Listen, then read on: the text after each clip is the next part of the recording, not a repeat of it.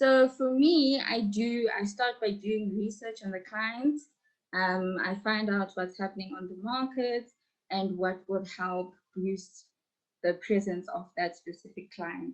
And then I put together all the research down, and then I start being creative in terms of how will I position this into a great um, content post. For example, if I'm trying to educate people about the brand, I just go on the client service section, for example. If they do installations of HVAC systems, I educate people, okay, so we do HVAC systems and this is how it's done and this is how much we cost. So most content creation or strategies, you need to make sure that you're educating as much as you can, just so people don't have questions when it comes to reaching out. The only question that they need to have for you is, where do I sign up and where do I buy? It's very important, and this is just a massive overview. It's very important when it comes to strategy that you understand strategy as goals and tactics. Strategy isn't a to-do list. Strategy is your overarching goal and your overarching thing that you want to achieve. Your tactics that make up your strategy. That is where all the smaller, finer detail comes in. You can have a look on my website. There is a blog post that explains, especially to small businesses, how to set your goals, how to set your strategy, and how to manage your tactics and achieving and completing your tactics. So have a look on ziaready.com. And then when it comes to content, sorry, I'm jumping in here, but when it comes to content, there's also a blog post about 2 easy hacks for consistently creating quality content. And we talk about using content templates so that you can consistently use and create content that's good quality, but that is also according to the brand that you have. So you build brand awareness and you build brand recognition. So that is simple. We go to LadyBugz and you do a discovery call with us to find out more information. And we have to first understand, what is your requirement? What do you need done to how we can help you within the budget that you have? Good components for creating a social media post. First of all, it's a great imagery, or enough, like an image that describes exactly what you need to say. Try not to overthink the design of the image. It needs to communicate exactly what you intend. If you are selling a cell phone, just put the cell phone on the graphic. If you're selling jewelry, just make sure that the focus of the image is the jewelry. Second is a great caption. Make sure that it has enough information, describe what the image is saying, and then you have a lovely, you use lovely hashtags according to what the caption is saying. So, for example, LinkedIn only allows 3. It's not a matter of allow, but it's best for you to use 3 hashtags. And then for Instagram, I think it's 20. I'm not sure, to help your posts move higher. And just, yeah, I think that answers the question. I hope it does. To help you save time, I suggest creating a 30-day calendar if you have capacity. So you set, maybe if it's only one brand, and you drop a calendar for Monday, Tuesday, Wednesday, Thursday, Friday, and then include what image you want to use and then the captioning that you want to use. And then in terms of templates, usually we use an Excel document to put together the content calendar. And in terms of graphics, you can use Canva. It has amazing templates for you to use, just so you can put in your images or anything any other marketing collateral that you would need to create amazing content. It's obviously it's something you keep refining, but to get started in terms of defining your target market, you want to know, the agenda. So the demographics are the beginning or the starting point. Is it male or female, or is it both? In terms of it's unisex. You also want to know, so where they are based or their location, which is also known as geographics, because you want to make sure that when you are marketing, you are not marketing across South Africa. Meanwhile, the product that you're selling is meant for the warmer climate on the east coast of South Africa.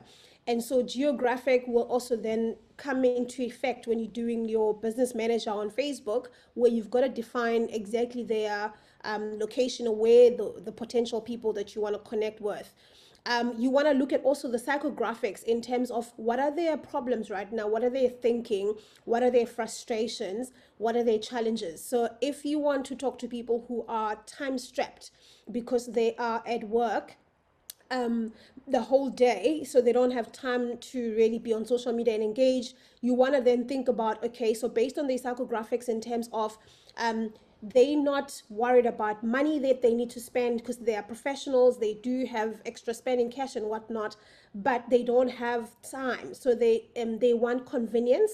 They want you to perhaps be open after hours. So when they finish work at 5, your hair salon or your nail salon can then take care of the professionals who don't have time during the day to come through. So you may extend your hours to 5 to 7 for some of those particular clients who are time strapped. They want the convenience, but they can pay extra because now you want your people who work for you at that time to perhaps be paid an incentive extra for staying longer hours to be of service to them.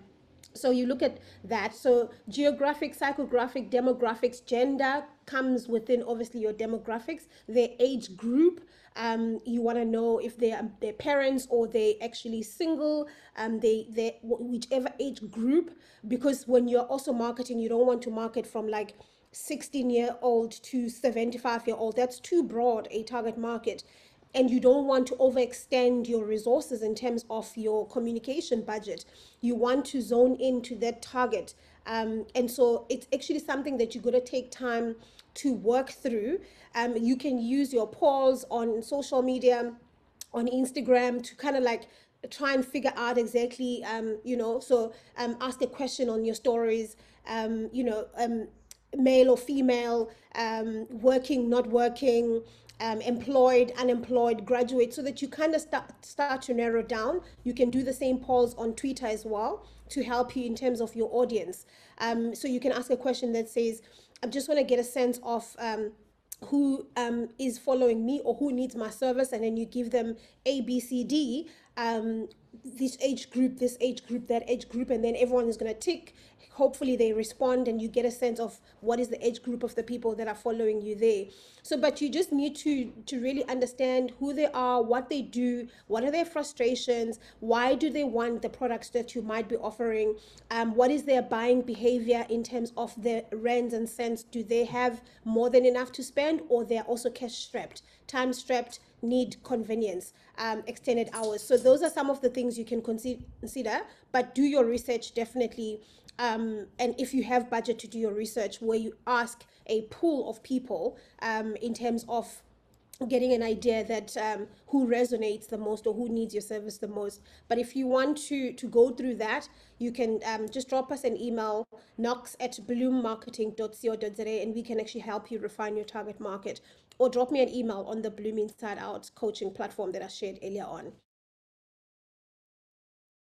From a marketing point of view, and this also goes for business in general, the reason for the POPIA Act is to regulate the way that communication is done throughout South Africa, especially in the marketing and the sales space, but also to regulate the storage of sensitive information. So when it comes as a marketer, when it comes to using information, you can legally, according to the POPIA Act, only contact people for the reason that you collected their details for and that they opted in for. So this goes down even to, for instance, if you sign up or you host a webinar and people sign up for your webinar, you're not allowed, according to regulations, to contact them for any other reason other than for the webinar. So when it comes down to marketing, the information that you have at hand, you can contact the people, but please only contact them in relation to what it is that they signed up for. And then when it comes to storage, it is incredibly important that you, first of all, explain in your privacy statement on your website how the information is going to be stored. And if there are any data breaches, or if you do suspect any data breaches, that you do disclose that to whoever information was on your database. So that's incredibly important, that there is transparency when it comes to the storage and the use of marketing data or contact details in regulation with the POPIA Act. So that just means someone's arrived on your website, they've looked only at the first page, and then they've bounced off it. So they obviously don't get what they want. So that's the bounce rate. And I think there are people that bounce rates are normally quite high because people are coming on your website and going off. But anything above 40% is quite worrying, and you need to kind of address one or two things. So that's just what a bounce rate is. Someone's on and they're like, oh no, this isn't what I want, and they bounce off. This specific webinar, we had 363 registrations. Well, that was the last time I checked during the webinar when we had issues with Zoom. And with that,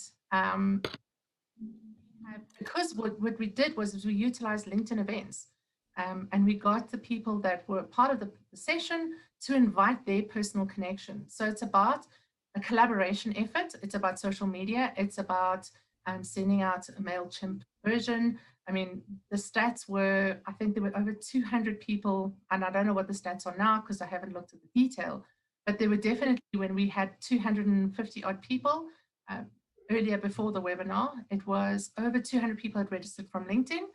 LinkedIn events does work. You just need to know how to use it. And that's something that we'll also cover in the LinkedIn training. If you can just think about your marketing budget or your marketing spend, and of that, branding does come into it. So ballpark figure, 5% of your revenue, your sales, your revenue, your sales revenue should go to marketing. So for example, in a month, your company revenue makes 100,000 Rand. 5,000 Rand of that should be spent on marketing. And then within that 5,000 Rand, maybe there's a grand or two that you break it down into branding and all the different elements that make it up. And it varies per company and what type of branding you're trying to be doing. But 5% is a good ballpark. It does vary per industry, very much, but work on 5%, or else you can give us a call and we can look more into it. Well, you just have to listen to their voice, because if they are sounding listless or bored, then that's a huge nonverbal cue. Absolutely, I agree. And that's where the empathy comes in, as a listening kind of just not just as in visually, but also with everything in you, being present. Okay, so I think the best way to respond to that, I mean, the number one rule on Facebook is that you shouldn't waste your money boosting your posts. The potential is obviously, it's endless, it's infinite. It's you structuring very targeted campaigns as opposed to just hoping that with a spray gun machine you will land your bullet somewhere and someone will bite. The whole business manager is that you actually work on a targeted campaign. You know your target audience, you know where they're at, you know their psychographics. So what are the lookalike brands that they might be interested in, or areas of interest that they might have. And also, I think going back to, I think was it Sue who was talking about sales, that the cold sales doesn't work. You need to build relationship. It's people that you've already have built a relationship with, either through your website, they've either read the blog, and you've now pulled them as an audience and then created a lookalike audience of people with similar behaviors, people with similar problems, people with similar challenges. And that way you are actually just almost like sharpening your targeting to ensure that you convert better than you wasting money with boosting. So don't even boost.